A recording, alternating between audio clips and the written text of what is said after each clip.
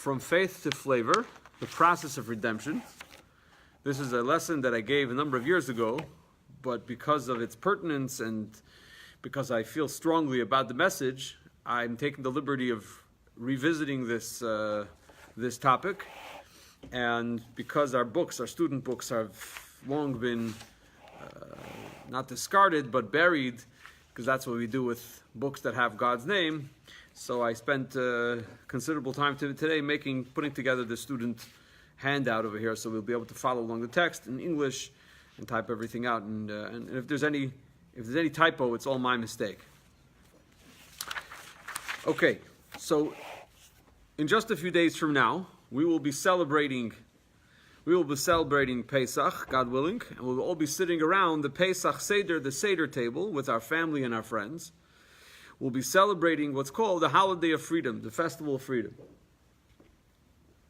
Now, as its name suggests, the seder is an order. What's an order? An order of a whole bunch of regimented series of performances and rituals that are performed, that some are biblically mandated, some are just rabbinically mandated. Some of them their origin is in the Torah and the Bible itself, and some of them come from the sages of the ages. So rather than address or approach the general themes of Pesach head on, I'm going to focus on two elements within the Seder, which seem to be ostensibly as though they are trivial, but in truth, they carry great weight and great meaning. And not just that, but to the point where in these two elements, we see all of Torah reflected. And that is the number that's chosen for the matzah and the number that's chosen for the cups of wine. The matzah, we eat 3 matzos. The cups of wine, we have to drink 4 cups of wine. What is that all about? This is what our lesson is today, and within all of this, we're going to uncover some very important fundamentals about Judaism. Now, it's often, at least I could say speak for myself, it's often that a rabbi gets the question, oh, that law, where does it say that? Tell me, where does that come from? Well, it comes from the Talmud. Where does it say? Does it say it in the Chumash? I want to know if God said it. Did God say it? Or did the rabbis, is this a figment of their imagination? So this is a common question. It's a common challenge. Sometimes it's not stated in such open terms, in such a crass way, but often it's asked, sometimes more subtly. But that doesn't really say that in the Torah, right? Yeah, it doesn't really say that. So that's a very common, very, very common, reservation that we get. How about the oral Torah? So where does that all come from? The rabbis. Who are the rabbis? Some rabbis. I heard someone once came to my class and said, the rabbis, they had too much time on their hands. They had too much time on their hands. This is a common misconception about the Torah. So I'd like to address this from the perspective of the Seder, from the perspective of the Haggadah, and specifically from the perspective of the 3 matzos and the 4 cups of wine. So a lot of these things appear to be, this will be the last time, by the way, we're going to be having pizza before Pesach. Just in case anybody wanted to know. You can have pizza and matzah. We could have pizza on matzah. You're right. We could have pizza on matzah, but not Benny's pizza. Benny's pizza is unique, and so for all those who are joining us over Facebook and live, the pizza is only for those who are here in the flesh. So my apologies. I apologize for that, but we'd love to have you here. But if you can't join us in the flesh, you can watch us from the comfort of your home. Okay, having said all of that. We know that there are all kinds of mitzvahs that are of rabbinic origin. We have the mitzvah, for example, the holiday of Hanukkah. The whole idea of Hanukkah, the whole celebration of Hanukkah, the whole idea of lighting the candles on Hanukkah, this is of rabbinic origin.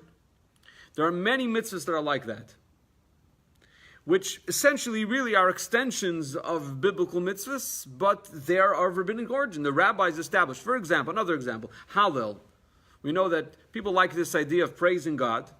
because it's generic. It doesn't bother anybody. It doesn't hurt anybody, right? It's just praising God, right? So that's good. But where does it come from? It comes from the rabbis. The rabbis established that. I thought it came from King David. King David.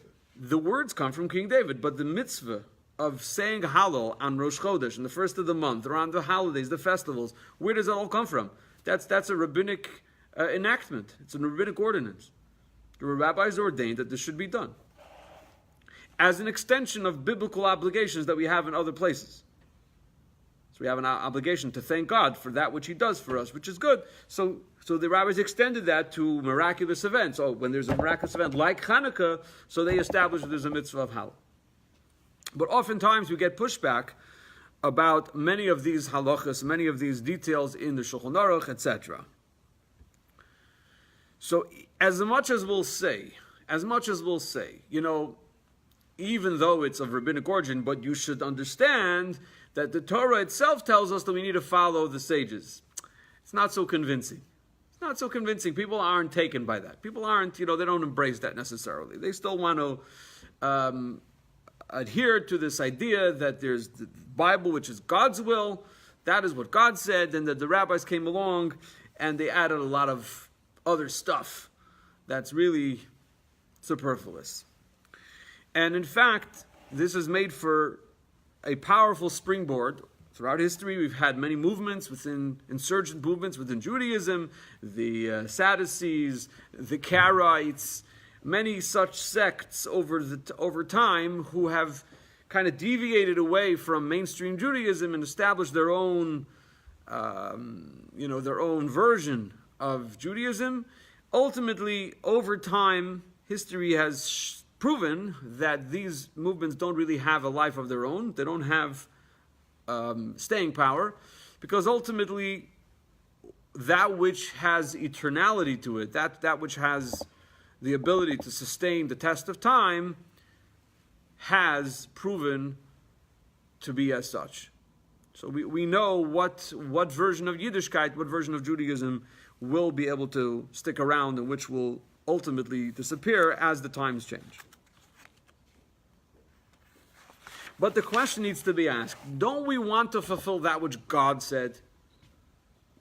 Don't we want to fulfill that which God established us to do? So if God wants us to keep the Shabbos, so He told us what keeping Shabbos means. Now the rest of it is up to my interpretation.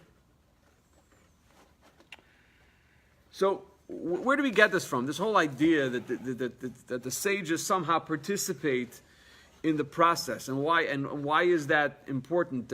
And why is that significant? I don't know, it's important. Why is it significant? Why is it valuable? Why is it authoritative? Why should it be authoritative?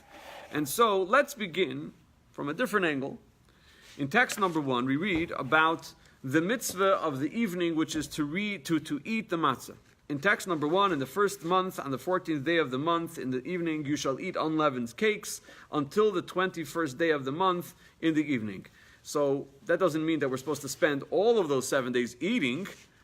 I mean, mind you, we do eat, but not necessarily matzah for 7 days. We eat potato kugel, we eat potato kugel, we ate some more potato kugel. That's pretty much all we eat between the matzahs. The matzahs at the beginning, matzahs at the end, but in the middle, it's all potatoes. I mean, it's obviously depending on which community you come from. If you're Sephardi, you can eat some rice also in the middle. But pretty much, on Pesach, we're a little bit limited on what we could eat. Okay, having said that, how many matzahs are we supposed to eat? In text number 2, this is from the Shulchan Aruch Harav, the Alter Rebbe Shulchan Aruch. Here's what he says: once one has eaten the vegetable, 3 mat, meaning during the seder, 3 matzahs should be brought before the reader of the Haggadah, so that he may recite the Haggadah over them. So there's this obligation of eating 3 matzahs. Why? Where do we get this idea of 3 matzahs from? So we get it, as the Alter Rebbe explains in the following chapters in 475. The earlier one was 473. In 475 he tells us, in text number 3, although one must partake of 2 complete loaves of bread, lechem mishnah, every festival meal, on the night of Passover, however, some say that 1.5 pieces of matzah is sufficient. These authorities believe that when the sages interpreted the scriptural term for matzah, which is poor man's bread, to mean that the matzah is to be broken as a pauper is accustomed to, they meant to decrease from the lechem mishnah so that one of the two requisite pieces is to be non-whole. Let me explain to you what he's saying. What he's saying is as follows: that on every festival and on every Shabbos we have what's called lechem mishnah. Lechem mishnah are two breads, two whole breads that we have in honor of the Shabbos or in honor of the Yom Tov. Where does that come from? It comes from the time when God granted us the man. He had the manna fell in the desert, and on Fridays we always got a double portion because God didn't want us carrying it and moving it like that on, from one domain to the other on Shabbos itself. So He gave us a double portion erev Shabbos, Friday. So we collected a double portion in commemoration of that, and to recall how God is constantly sustaining us and giving us all of our needs. We make sure to have lechem mishnah at our Friday night meal, which is two breads, two whole challahs, and that reminds us of the manna and how really ultimately all of our sustenance, all of our parnasa, our livelihood ultimately comes from God, just like the manna was provided to the Jewish people in the desert. And it also reminds us of the fact that it's Shabbos, and therefore we adhere to the rules of Shabbos, and that's what the lechem mishnah represents. The same also holds true for the festivals, for the Yomim Tovim, when we have two breads by our meals. And now comes along Pesach, and the Torah tells us, by the meal, you know what I want you to have, says God? Lechem oni. I want you to have bread of affliction, meaning bread of the poor, the pauper. What's the bread of a pauper? Bread which is not whole. So you remember that during the seder we take out the middle matzah and we break it. So now, according to some authorities, what the Torah is actually telling us is, I want you to have 1.5 matzos by the seder. I want you to have 1.5 matzos on Yom Tov, on the Yom Tov of Pesach. Not 3, but rather 1.5. In other words, the two requisite, but the second one doesn't have to be a full one. It should be actually a broken one. That's according to some authorities. Others disagree with that. Others disagree, and they say, let's just conclude the text over here in text number 3. There are others who say that the sages meant to add on to lechem mishnah, so that aside from the two pieces of matzah, one is obligated to partake of any festival, on any festival. There must be an additional incomplete piece for the poor man's bread. This is the widespread custom, and one should only deviate from it in times of need. What he means to tell us over here is that on Pesach, according to the second opinion, you have lechem mishnah, 2 whole breads, and in addition to that, another half a bread. And that's what we accomplish with the yachatz, with splitting the matzah at the seder. Okay. So far, so good. Lois, how are we doing? Great. If I didn't ask you, I wouldn't even know. Okay. Now, that's one item that we have at the seder that is number specific. 3 matzos. 3 matzos in order to be able to make 2.5 from them. Now, this is, of course, a legalistic technical reason. We're going to try to provide some inner meaning and an inner dimension of the matzos and why there's specifically 3 and not just 2 or not 4, etc. But now let's move over to the second aspect that I mentioned earlier of the seder, which is the most prominent, the 4 cups of wine. The 4 cups of wine. Where do we get this whole idea, there's 4 cups of wine? So in your text number 4, this is from Maimonides, from Rambam. Each and every one, both men and women, must drink 4 cups of wine on this night. This number should not be reduced.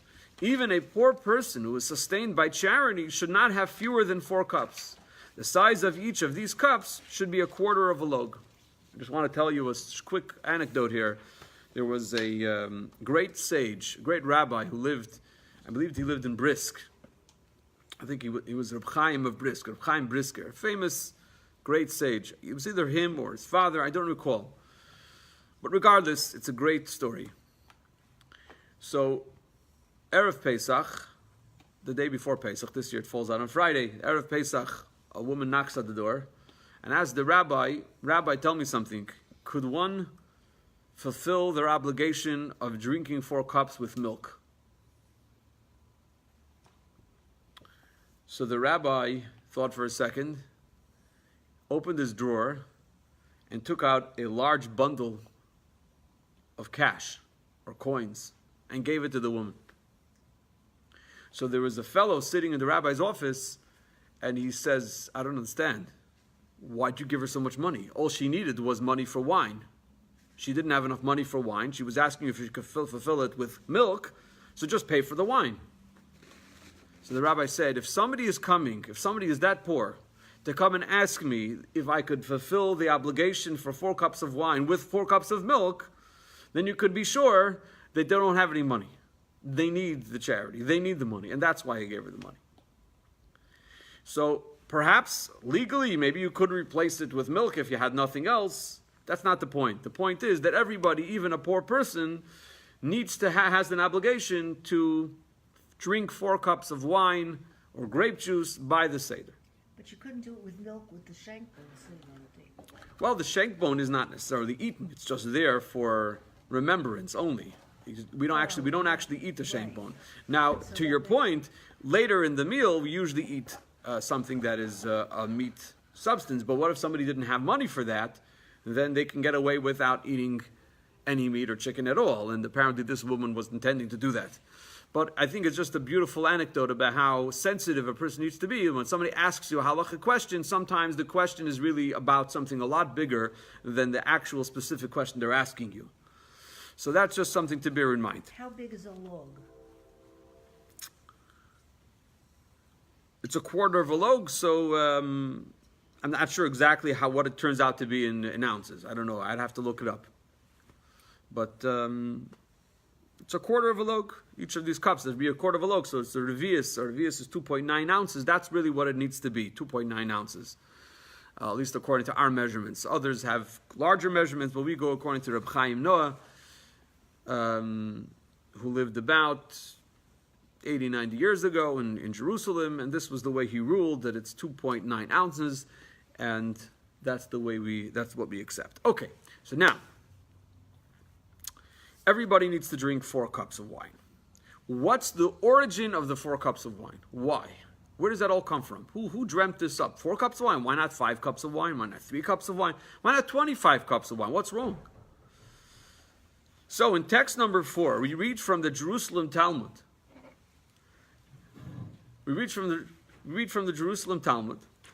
What is the origin of the 4 cups? Rabbi Yochanan said in the name of Rabbi Benaya that they correspond to the 4 redemptions that are mentioned in Exodus.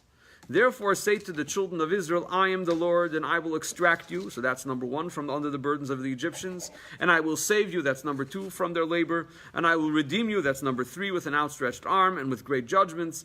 And number 4, and I will take you to me as a people.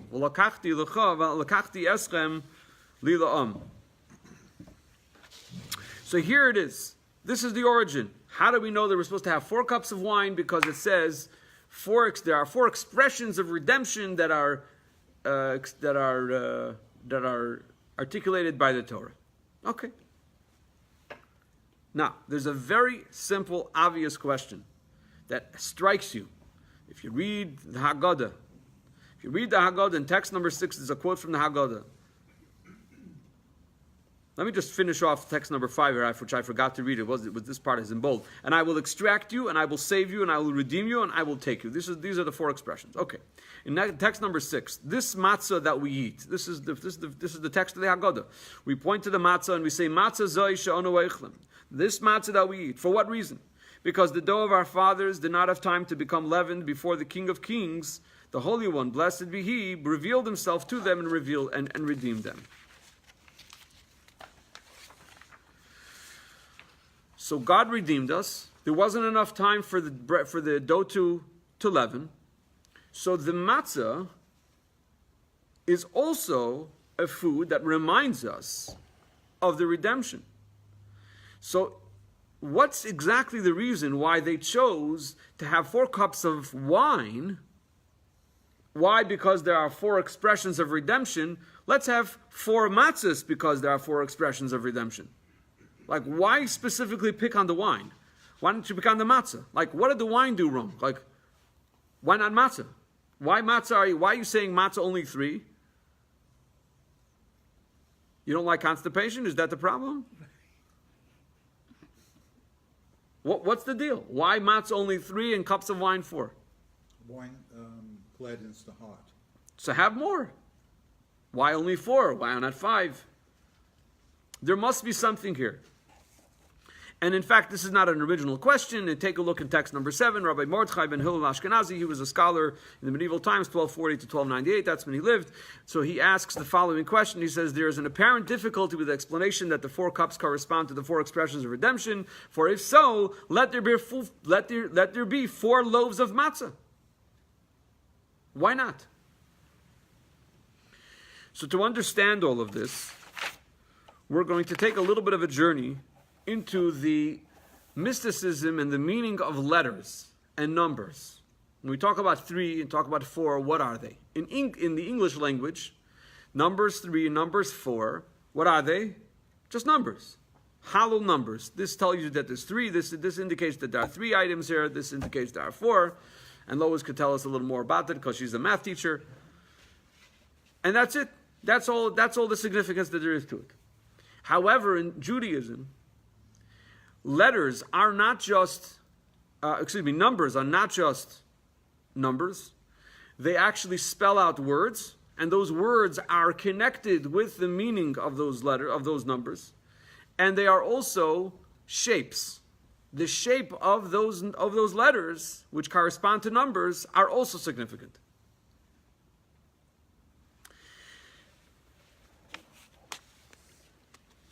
So the Talmud in Shabbos, which is the Tractate Shabbos, Talmud Bavli, the Babylonian Talmud, Tractate Shabbos, page 104a, states the following. This is in text number 8. Aleph Bet means learn wisdom.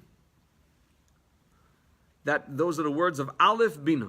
Aleph Bina means teach wisdom, learn wisdom. Gimel Dalid, which is 3 and 4, means show kindness to the poor. Gimel Dalim. Now, just for clarity's sake, I'm just going to hold up my book here. I don't know if you could see this on Facebook over there in the live stream. This is Gimel Dalid, but over there it's showing up backwards because everything is in the mirror. Not sure why, but that's just the way it is. But if you take a look at the letters here, you'll notice that the foot of the Gimel is outstretched toward the Dalid. So that corresponds to the concept of Gimel. Gimel means to bestow, to give, to grant to another. Dalid is the Dalid. Dalid represents the Dal. Dal is the pauper, the poor person. And the Dalid needs to stretch out in the back to receive. This is what the Talmud tells us, that there's actually meaning to the shape of the letters. Not just the oisius, the letters are not just numbers. They're not just letters, but they actually have meaning in terms of even their shape. So this is the idea. Gimel is the giver. Dalit is the receiver. The Dalit is the destitute, the one who's poor, he's receiving, or she's receiving. Gimel is the giver, and they are the one who is Gimel. Gomel, the one who gives over, the one who grants. That's the difference between Gimel and Dalit. Gimel is a giver, and Dalit, 4, is the receiver. Represents the receiver. Gimel is 3, that represents the giver. Dalit is 4, that represents the receiver. There's a beautiful and powerful analogy that's brought down in Hasidic teachings. Chabad Hasidic teachings from the 5th Lubavitcher Rebbe, which obviously got it from earlier works, from all the way back to the Alter Rebbe, to the Baal HaTanya. But in this text, in text number 9, we're going to look at it in a moment, the 5th Lubavitcher Rebbe, the Shalom Dov Ber, the Rebbe Rashab, uses the analogy of a student-teacher relationship, or the transmission of a concept from teacher to student, to demonstrate the significance of the 2 numbers 3 and 4. And the case he makes is that the process that takes place within the teacher's own mind is a 3-stage process. The 4th stage takes place within the recipient, within the student. And just I'll tell this to you outside before we go into the text. The teacher needs to first limit the scope, limit the breadth of all the information that they have.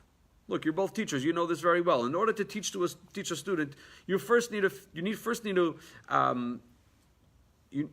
to evaluate the level of the student. Figure out, okay, so now I'm going to have to get rid of all of this knowledge that I have and narrow the ideas down to one essential point. What's the point that I want to convey? What's the point that I want them to walk out with? You've written objectives before, right? For a lesson. What's your objective before the lesson? You write, what's the objective? What do I want to accomplish here? That's the essential point. And then you figure out how you're going to get there. These are all the details. That's stage number 2. The third stage is actually conveying, transmitting the information to them. Now, if you're a student and you're just a passive student who's just sitting there and listening, well, as far as we're concerned, the teacher can continue talking from today until tomorrow and you haven't learned anything. When the student absorbs the information and unpacks it and makes it meaningful to them, that's the fourth stage. That's when the transmission becomes meaningful and valuable in any way. Otherwise, the transmission could just go to the wind. It could just go as far as the teacher is concerned. It's only going to be valuable if they transmitted the information to a student. If the student says, "Hey, now I get it. Now I can make this meaningful. I could apply this information. Now I could do something with it." You teach the principles of math to a student and watch the student, how the student is able to take those principles and apply them. Oh, now you know what you've given over, what you've transmitted, now has meaning, now has application. Now that process is done. You've done your job because now they can apply that information. So this process is a 4-step process. 3 steps within the giver, 3 steps within the teacher, the 4th one within the receiver. It's a whole nother level, a whole different ballgame. So in text number 9, Sefer HaMa'amorim, the Book of Discourses, 5666, this is, I believe, 1906, from Rabbi Shalom Dover Lubavitch, the Rebbe Rashab. Here's what he says. The well-known analogy for this is the transmission of a concept or a thought from a great master to a humble student. The teacher is immeasurably greater than a student, and the student is unable to receive the concept as it exists in the broad mind of the teacher. So therefore, number 1, the teacher must contract the idea to one point that is theoretically accessible to the student recipient and abstract of everything that will be transmitted to the recipient. You have to come up with one point. Since this point is still in general terms, it is still beyond the comprehension of the recipient. Rather, 2, the details of the abstract point must be explicated so that they can come within the recipient's grasp. However, all of this takes place within the giver-teacher, who plans out in his mind the details of this concept, like one who imagines in his mind how to bring an idea into speech or into writing. So that is step number 2. 3, after that is the transmission to the recipient, when the concept is delivered tersely, without all the detail imagined by the teacher. And 4, page number 4, and after that is the elucidation and development of ideas within the recipient. So the recipient now has all the information and now can develop it on their own. Now they could take everything you taught them and do something with it, and not just do something with it, but do sometimes things with the information that you would have never imagined would have resulted. Sometimes they can impress you, and they could actually surpass you with their expertise, with whatever they've gained.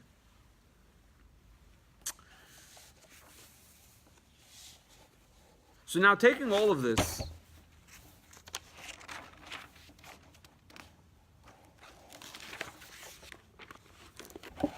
I just should also mention that this also applies in other areas. It's not just intellectual, but even emotional. If you want to convey an emotion, if you want to convey how you feel, so you're going to have to figure out, you're going to have to go through the same 3-step process. Ultimately, you're going to express it, but before you express it, which is the 3rd step, you're going to figure out what it is that you want to share, how you want to share it, what words you're going to use, etc. It's not something that just, people don't read your mind. People have to hear it from you. So there's a 3-step process that goes on inside the person in order to get to that point.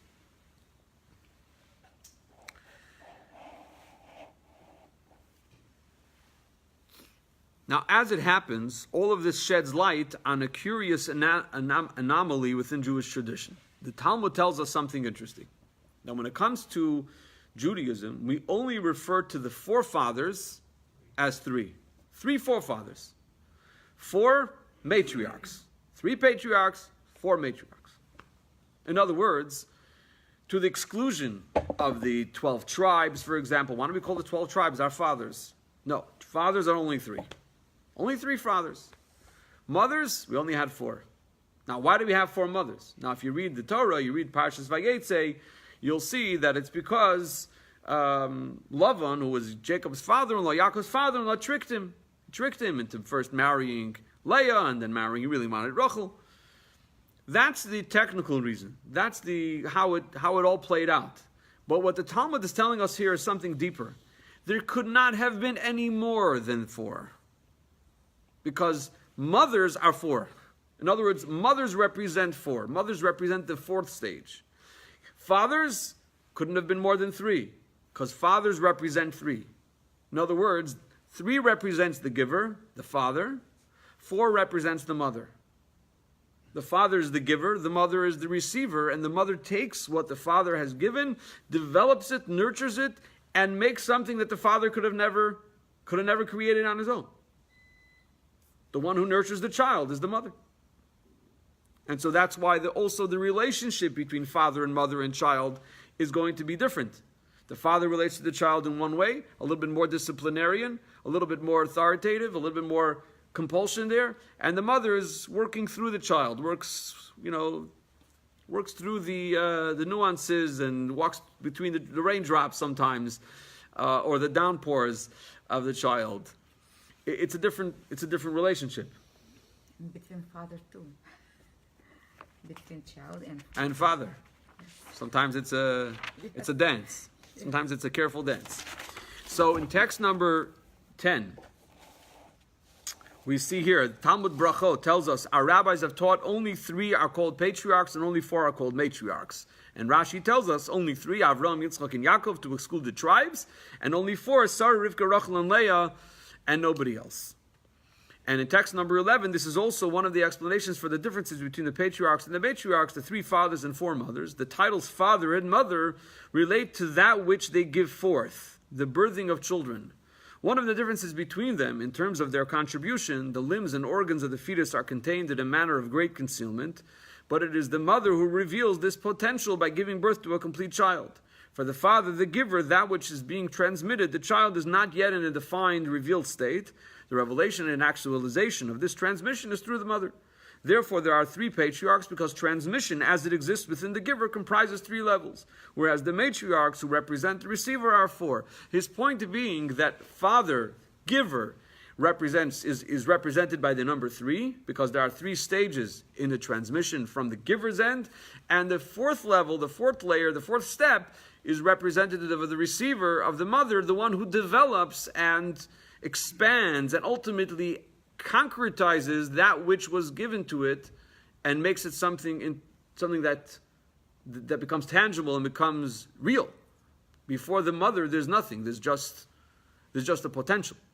She's the one who takes the potential and develops it. So how does this all relate to our discussion about matzah, 3 matzahs, and cups of wine, 4 cups of wine? So before we go there, we have one more point we want to make. And that is that with regard to the exodus from Egypt, we know, if we read the Torah, read the Haggadah, we know it's very dramatic. Especially if you come to one of those seders where the rabbi or the leader of the seder makes it really cool. They have frogs on the table, and the rabbi takes out a water gun and sprays you when you talk about passing through the sea, the splitting of the sea. So these are all very dramatic events in Jewish history. Why did it have to be so dramatic? Why did God have to take us out in this hurry, where we didn't have any time to let the bread develop and evolve and rise. Like, what's the reason why this had to be so quick? God couldn't give us any more time. It had to be in this manner where the matzah was it just a freak accident that the matzah just wasn't able to rise? It just happened to be, and that's why we're eating the matzah, just to remind us of that? Or is there some deeper message here about the whole process of redemption that the matzah really represents? In text number 12,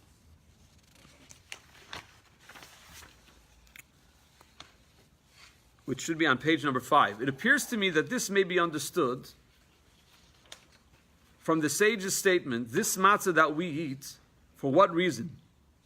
Because our father's dough did not have time to become leavened before the King of Kings, the Holy One, blessed be He, revealed Himself to them and redeemed them immediately, as it is stated, and they baked dough. But what is this redemption that He redeemed through the baking of dough? What's this idea that the redemption came just at the time when the dough was in the middle of rising, but it couldn't rise? What's the message here? There must be some correlation between this, that the dough wasn't able to rise. What's the point? Rather, the intent here is that the Jewish people resided in Egypt for a considerable amount of time until they intermingled amongst the Egyptians and learned from their behavior. And when we say they learned from their behavior, they were steeped in the depravity of Egypt. And Kabbalah, Jewish mysticism, tells us that there are 49 gates, or 50 gates, and the gates of understanding, these are Nun Shari Bina, without getting sidetracked into what that is exactly, but there are 50 gates, and the Jewish people had ended up all the way at the 49th gate of impurity. In other words, they had defiled already the 49th gate, whatever that means. In other words, they had sunk to a very low spiritual state.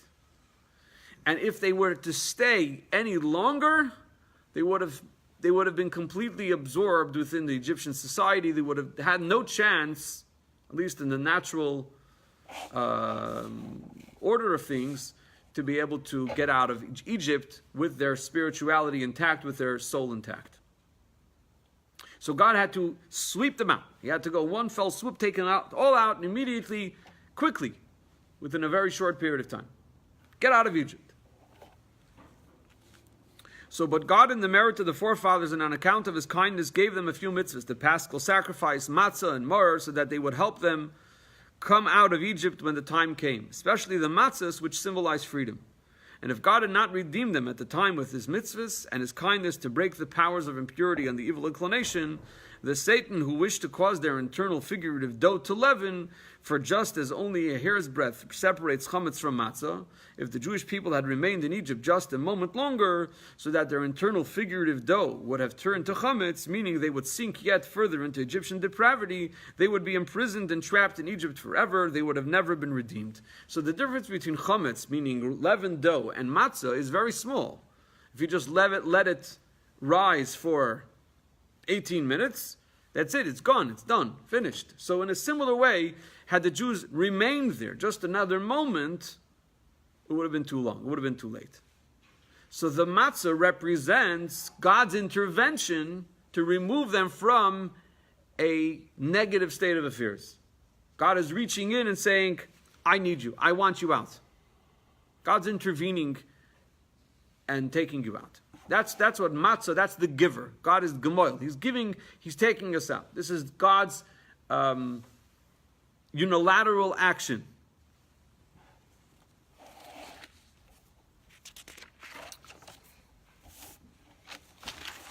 And at the same time also, the matzah represents spiritual poverty. Our exposure to Judaism wasn't this rich exposure to the ideals, to the values of Yiddishkeit as they may have been, if we were to go through a rich Jewish education, if we had experience, with the Jewish community. It's not like, it wasn't like that. The Jewish people had none of that. They were exposed to Egyptian society. They didn't have the richness. They didn't have, all they had was a stale, tasteless, matzah type of experience in terms of their relationship to God. So we're still the best bet at this point for God to redeem us? You bet. Everyone else is like behind. You bet. Why is that? Why is that? It's an excellent question. Why are we still good? Let me answer that question when we make the point, when we come full circle. But please remind me, I will come back to that question. The point being over here that the matzah represents a leap of faith. We had to just say, okay, we're ready to go with God, like we say in our prayers on Rosh Hashanah. God appreciates. He said this through the prophet. I believe it was Yirmiyahu or Yeshaya. Lechtech achrei b'midbar be'eretz le'zerua, meaning God appreciates the fact that we followed Him throughout through the desert, without much guarantees. We didn't know where our water was coming from, where our food was coming from. We just trusted in God. God appreciated. But that was a leap of faith. But it didn't come as a result of a solid Jewish education, as I said before. It didn't come with much prepping. This was just, it was a leap of faith. That's what it was. It's represented by the matzah. The matzah represents this first part, this first stage of the redemption, where it's just God intervening. There's very little of our participation, very little of our developing this relationship on our own. It's God reaching out, God intervening and beginning the process of the relationship, but we haven't really done anything on our own to make it something that's real and tangible and concrete for ourselves. And that's why when the Jews left Egypt, there was a 50-day period, a 49-day period before they were able to receive the Torah. They counted 7 weeks. That was a process. That took them time. God could have given them the Torah immediately. He didn't. He wanted them to now digest what just happened. Digest it, try to develop a little bit, refine your character a little bit before you come to receive the Torah. And that is the fourth stage, the fourth level of the redemption. It's the receiver's participation. That's necessary, and that was obviously became necessary at that point, and is necessary for us to experience. So the matzah represents God's intervention, the leap of faith that took place at the time of the redemption. We were whisked out of Egypt, and the wine represents, the 4 cups of wine represent our participation, our developing the relationship on our own. It's the flavor that is represented by the wine. The wine has flavor and body and character. I mean, there's something to it. It's not just matzah, which is flat and just tasteless. Wine has taste. Wine is, as we say in Yiddish, geschmack. It's delicious. It's delightful. It makes us feel good. Matzah doesn't do any of that. Correct me if I'm wrong. But matzah doesn't do that. Wine does that. Wine represents our senses, our taste, our developing the relationship beyond just God's intervention, just God reaching out and taking us out. It's the pleasure that we have as being a Jew. Matzah represents the Jew who's, I'm doing it because God said so. The 4 cups of wine represent the Jew who's doing it. Why? Because they have an appreciation for it. It tastes good. It tastes good to be a Jew. It's not just something that's a compulsory thing. It tastes good. It's geschmack. You ever heard that word before? Geschmack? Geschmack, that's a Yiddish word and there's no English equivalent. The closest one I have, and maybe Alan will correct me if I'm wrong because he's a Yiddish whiz, is delightful. Delightful, but that's not really the word I'm looking for.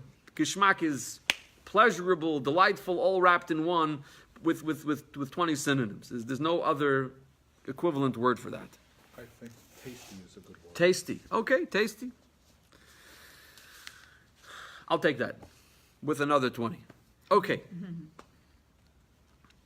So these are the 4 stages of the Geula, 4 stages of the redemption. There are 3 initial stages which are represented by the matzah. The 4th one is taking it from the tasteless experience to the wine stage, where we taste the beauty of Judaism, and we no longer need to be whisked away from evil because it's something that we have on our own. It's something that we've developed. We've developed some immunity on our own to the surrounding Egyptian culture where we stand on our own. It's not just something that is kind of imposed on us. It's something that we appreciate on our own.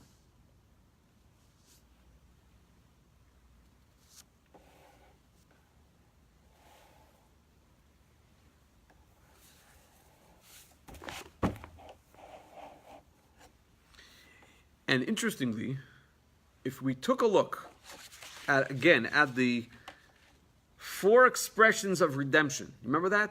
The 4 expressions of redemption that the 4 cups are based on? Go back to text number 5 for 1 second. At the end of text number 5, you'll see in bold, I will extract you, and I will save you, and I will redeem you. Those are the first 3. But what's the 4th one? And I will take you as a people. I will take you as a people. The first 3 convey much more of God's overture, of God's intervention. But then the 4th one comes and says, God says, I'm going to take you for me as a people. Which indicates that there's some level of transformation already at that level. At the 4th stage already, there's some level of transformation. It's not just that I'm coming and taking you out and you are as you were when I took you out. Now you're ready to become my people. Once you've gone through the 4th stage of the recipient stage, now you're ready to be my people. Because you've made it something that's personal, meaningful, tasteful, tasty, geschmack. You've given your Yiddishkeit a geschmack. You've given your Yiddishkeit some level of pleasure and enjoyment. You're not just doing it out of rote. You're doing it because it's meaningful and because it's geschmack for you, because it's enjoyable. So it's not just the top-down matzah. It's the 4 cups of wine. It's developing a taste for it. Now, where does this all take us back? It takes us back to our opening comments about the Torah and how the Torah is structured with the written Torah and the oral tradition. In text number 13, we have the statement of King Solomon in Proverbs. Here's what he says. He says, hearken, my son, to the discipline of your father, and do not forsake the instruction of your mother. What's the difference between discipline of your father and instruction of your mother? The Alter Rebbe in Tanya, in text number 14, tells us as follows. It is likewise with all the commandments of the Torah. Whether they be operational precepts or prohibitory precepts, they are not revealed and known and explicated except through the oral Torah. For instance, the prohibitory precept that was said with respect to the Sabbath, you shall do no work. It does not explain what is regarded as work. In the oral Torah, however, it is explicated to refer to the well-known 39 forms of work, and not to the carrying of stones or heavy beams. And as it is with these, so it is with all the commandments. Whether they be operational precepts or prohibitory precepts, they are indistinct and are explicated, revealed, and known only through the oral Torah. That is why Scripture says of the oral Torah, and you shall not cast off the teaching of your mother, as stated in the Zohar. Metaphorically speaking, just as all the limbs of the child are included in great concealment in the sperm of the father, and the mother brings this out into a state of manifestation when giving birth to a child that is whole, with 248 limbs and 365 sinews. This is the Torah's count of the body. So in precisely like fashion, the 248 operational precepts and the 365 prohibitory precepts emerge from concealment to manifestation through the oral Torah. And the beginning of the verse, heed my son, the instruction of your father, refers to the written Torah, which derives from the supreme Chacham, which is called father. So what the point here is, the point that he's making is that in the Torah we have 2 elements. We have the giver and the receiver. We have the father, we have the mother. God gives us the written Torah, but that's like the father that gives a seed in which it contains in great concealment the child, but it isn't until that is nurtured by the mother that the child is born whole, and we have a complete child, and that's the unique contribution of each of them. The father contributes what he contributes, the mother contributes what she contributes, and together they have a child. And in a similar way, Torah is comprised of 2 elements: the written Torah and the oral tradition. It's within the oral tradition that we find out what the Torah actually means when it says, don't do malach on Shabbos. What does it mean? What does it mean not to do work on Shabbos? What does it mean to put on tefillin? Put on tefillin. So what you put on, ukshartam liyosa yodecha, you should tie them as a sign for you on your hand. What does it mean on your hand? On this hand? Right here? Put the tefillin right here. You should place them as totafis. What does totafis mean, for God's sake? What does that mean? Bein enecha, between your eyes. You see anybody with tefillin between your eyes? It doesn't mean between your eyes. It means up here, but between your eyes, over here. Where, it should be it should align with that which is between your eyes. Doesn't mean literally between your eyes. This is one of the major disagreements between the Pharisees and the Sadducees, between the Perushim, between traditional Judaism, mainstream Judaism, and this sect called the Tzedukim. Well over 2,000 years ago, they had this debate. It's specifically the oral tradition is like the mother. The mother develops that which the father contributes. And so both are critical elements. But for us, it's super critical that we appreciate our role in revealing the teachings of the written Torah as they are transmitted through the oral tradition. In other words, our task, our role that we play is like the mother's role in developing a child. Just like you can't develop a child without the mother, so in a similar way, there's no Torah law without oral tradition. And I think history has borne that out. Because ultimately, if there were changes made, if let's say somebody came along at some point throughout history and said, you know what, I'm going to be a Torah shebiksav Jew. I'm going to be a written Torah Jew. Everything else I'm going to discard. So what happens?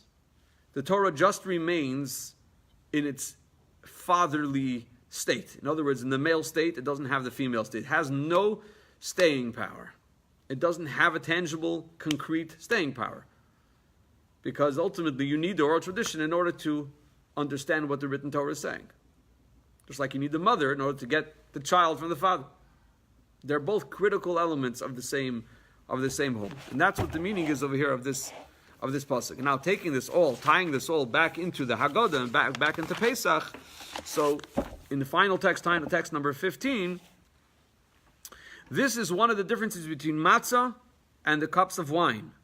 The symbol of the exodus and liberation recorded in the written Torah, your father's discipline, the giver emphasizes the exodus from God's perspective. Therefore, it is by eating matzah. And number 2 of the number 3. A gift as it exists within the giver is expressed by 3 as mentioned above. The point of this paragraph is to tell you that the matzah represents the role of the giver. The matzah represents the role of the written Torah. And that's why the mitzvah of matzah appears where? In the written Torah. Nowhere in the written Torah does it say to drink 4 cups of wine the night of the Pesach. The night of Pesach, I had to say that. It doesn't say that. There's no biblical obligation to drink 4 cups of wine. The obligation is of rabbinic origin. Why is it of rabbinic origin?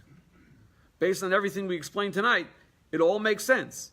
Because what do the 4 cups of wine represent? 4 represents the receiver. 4 represents the concretizing, that making the potential into the tangible. Appreciating, making it something that's internalized and personalized. Taking something from the potential and making it something that's real. That is represented by 4. It's the receiver. We are the receivers. We, meaning the Jewish people as a whole, and the sages of the Talmud, the sages going back throughout all the generations, they enacted that we specifically have 4 cups of wine to represent this idea.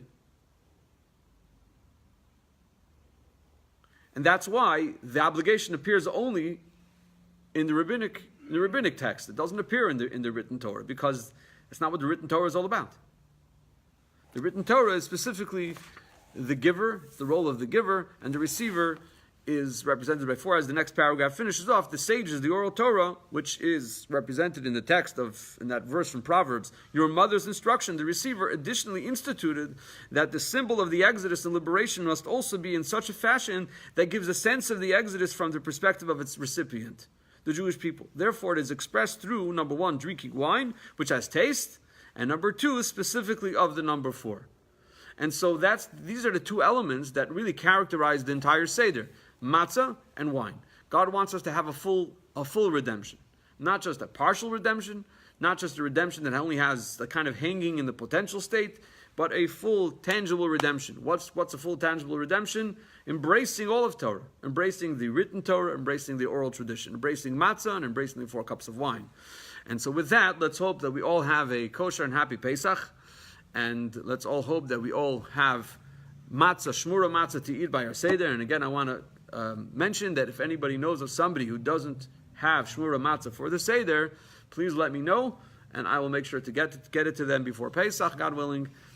And we will all have a kosher and happy Pesach. And I wanted to just get back to Alan's question, which is, so after all of that, we were in such a low level of depravity. Why is it that that we were still the people who God wanted to redeem? And the interesting thing is, Alan, that the Medrash actually says that when the Jews were leaving and were walking through the split sea, the angels, the divine, the supernal angels were saying to God, "Halalu oivdei avodah zara." The Egyptians, they are idolaters, but halalu oivdei avodah zara. And these Jews, they're also idolaters. And in fact, one of the Jews, Micha, actually had a little pestle, had a little idol that he took out with him. Everybody else had left their idols behind, but Micha brought out one of his idols with him. He didn't want to abandon it. He found it to be extra valuable, apparently. So even as they're walking through the split sea, and they're witnessing such great miracles, there's the Jews walking with a pestle, with an idol in his pocket. You're asking, why are we still the people? And the answer is that God chose us. Now, why is that a good answer? So he chose us. He could have chosen somebody else. And as the line in Fiddler on the Roof goes, oh, we're the chosen people. Can't you choose somebody else from time to time? Why are we always the chosen people? We're always the ones getting it. So to explain that, when we make choices, what are we really doing? We're really making a decision based on reasons that are on the outside of us. Why do I choose this cup over the cups under it? Because it's the closest to me. It will cost me less effort to get to this cup than it will cost me to get to the next cup. I have a reason for that. That's not real free choice. Of course I have free choice. I could have taken this cup. But when I choose something, when a human being chooses, what they're doing is they're selecting between different levels of exertion or pleasure that they will achieve, a benefit that they will receive from selecting this over that. I'm going to choose this house because this house has a certain number of amenities that this house doesn't have. It's not a real choice because I'm being compelled by elements outside of me. When God chooses, it's a whole different story because everything exists within the context of God. There's nothing that's outside of God that's compelling him to choose. There's nothing that's forcing God to choose. There's no element outside of God that says, oh God, if you choose this, it's going to be easier for you. If he chooses the Jewish people, it's going to be easier. I mean, I would think it's the opposite. The fact that he chose us, it made it tougher, right? But that's the truth is it doesn't, because this, again, it's all within the context of God. It's all within God. So there isn't anything that's forcing him to make this choice. Nothing forcing God to make the choice means that there's nothing greater than the other. There's no one people, there's no one nation, there's no one element that's of any greater value or any greater benefit to God than another. From God's essential perspective, there isn't anything that's any more valuable than the other. It's all the same. And therefore, when God makes a choice, his choice is not subject and not dependent, it's not contingent on personal character, on personal development, on advances, spiritual advances that we've made, on good deeds that we've done. When God chooses, it's because God chose. Why did God choose? Why did God choose it? We don't have the answer to why God chose. Because again, it's beyond rationale. Human rationale only reaches to a certain point. We can't explain the reason why God chose Jewish people over others. But that's what God tells us in the Torah, that he chose the Jewish people. And that's what we say throughout our prayers. We say right before the Shema. We read the Shema, and every morning we say, Uvanu v'charta mikol ha'malashim. You chose us from all other peoples and from all the tongues. We say it in our Kiddush, the liturgy for the Kiddush that we say every Friday night and every Yom Tov night. We're always repeating this theme. We're going back to the theme that God chose us. You chose us. Why did you choose us? We can't explain why God chose us. We know that he chose us. And so God's choice tells us, the fact that God chose us, that itself tells us that it's not contingent, it's not dependent on our good deeds, our good character, our adherence to the mitzvahs. A Jew is a Jew. Why is a Jew a Jew? Because God chose him to be. After a person knows that God chose me, okay, so now I got to do something with that. That's my heritage. This is who I am. This is my identity. Now it's a question of, do I want to run away from my identity? Do I want to abandon my identity? And ultimately, it takes a lot of work to smother it and to quiet it so that I don't hear about it. I don't hear it. I don't have that subconscious doesn't come back to haunt me. It takes a lot of work to do that, or a lot of assimilation to do that. But it is possible for a person to quiet the voice of that part of his soul that God chose. But that's a choice a Jew faces. Do I want to abandon my identity, or do I want to evolve? Do I want to explore? Do I want to embrace my identity? It's just a question of whether I'm going to quiet it or I'm going to embrace it.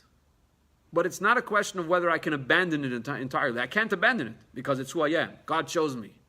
It's not something I chose for myself. It's not like I choose my Judaism. I choose my Jewish identity. I don't choose it. God chose it for me. Now the question is, do I want to experience it? Do I want to embrace it? Do I want to enjoy it? Do I want to develop it? Do I want to develop a taste for it? Do I want to develop 4 cups of wine? Or do I want to just be a matzah Jew who is, who shows up at the seder once a year and has this tasteless sense for Judaism, but at least something, at least there's something there. That's the question we're faced with this year. Do we want to appreciate? Do we want to evolve as Jews? Do we want to develop as Jews and embrace our identity? And I think we should all embrace our identity. That's my opinion. What do you think? Okay. So with that, I would like to wish everybody a kosher and happy Pesach. And again, if anybody knows of a fellow Jew who does not have shmura matzah, we'll get you shmura matzah, God willing. Where are you supposed to get it from? Well, they're sold in Showcase. They sell you. Oh, absolutely, sure, 100%. Showcase has, and Seasons has in Clifton, and Evergreen in Muncie, and any place that sells kosher, good kosher food has shmura matzah. Not just the matzah, skura matzah, that's the machine-made matzah, but shmura matzah is the kind that's the round one that they shmura means it's guarded, meaning they guard it from the time that it's harvested, and that it makes sure that it doesn't come in contact with any water, it doesn't have any chametz, it's stuff like that. Oh, the regular matzah isn't guarded? I thought that was Not the same. No. It's kosher for Pesach. Nobody's going to say it's not kosher for Pesach if it says kosher for Pesach. Some matzah actually is not kosher for Pesach. Specifically not kosher for Pesach. But the stuff that's kosher for Pesach is good. But for the seder at least, it's ideal to have the 3 matzahs that are shmura matzah, guarded from the time that they've been harvested, etc.